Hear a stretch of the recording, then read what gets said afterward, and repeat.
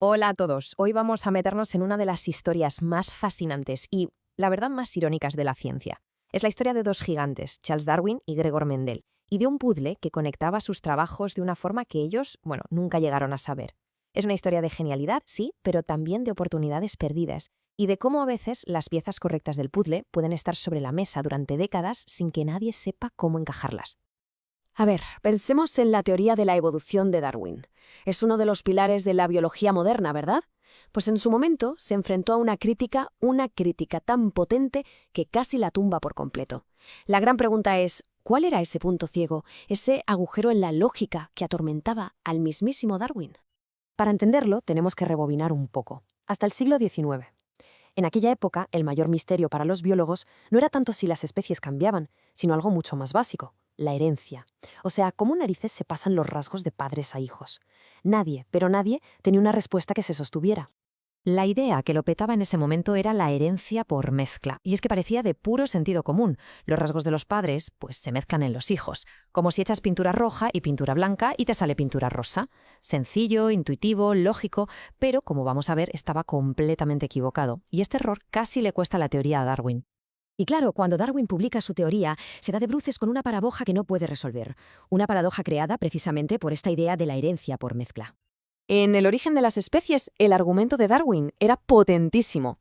En la lucha por sobrevivir, cualquier pequeña ventaja, cualquier rasgo útil, tiende a conservarse.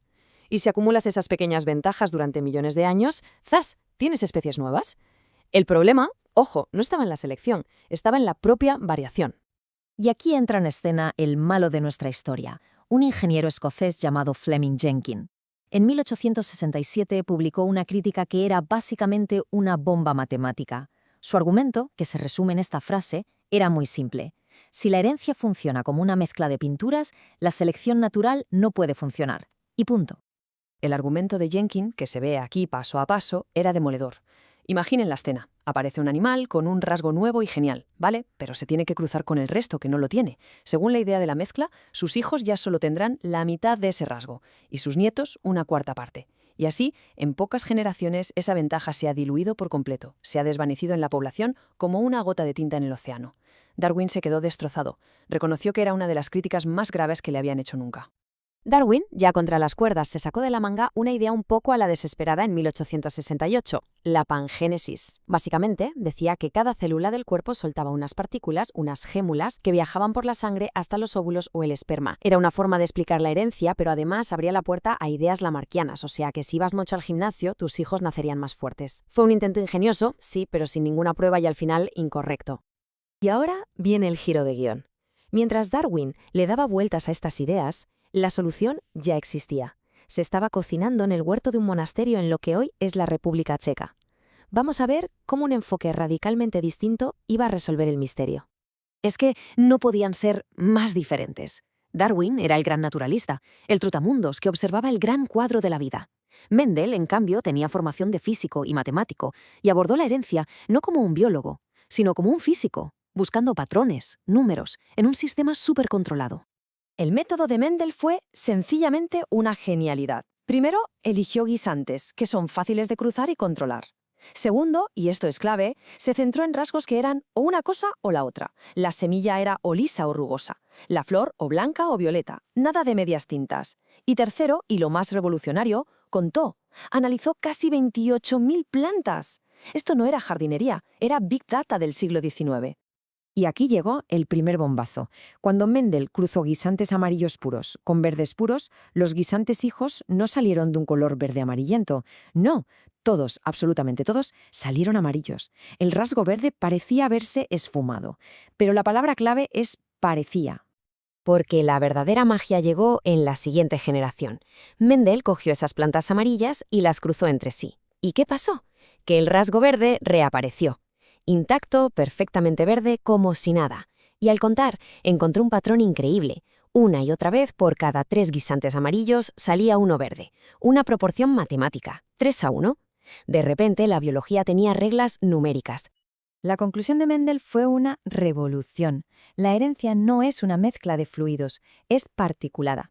Los rasgos vienen en paquetes discretos, hoy los llamamos genes, que pasan de padres a hijos, sin alterarse. Uno puede tapar al otro como el amarillo tapaba al verde, pero no se mezclen ni se diluyen. Con esta idea, ¡boom! El argumento de Jenkins, el del anegamiento, quedaba completamente desmontado. Así que recapitulemos. Tenemos el problema de Darwin y la solución de Mendel. Y ambos existieron al mismo tiempo. Y es aquí donde la historia se convierte en una verdadera tragedia de oportunidades perdidas. Es que si miran las fechas, es para no creérselo. Darwin publica su libro en el 59, Mendel publica su trabajo en el 66, y justo al año siguiente, en el 67, Jenkins ataca a Darwin. Y en el 68, Darwin, acorralado, propone la pangénesis.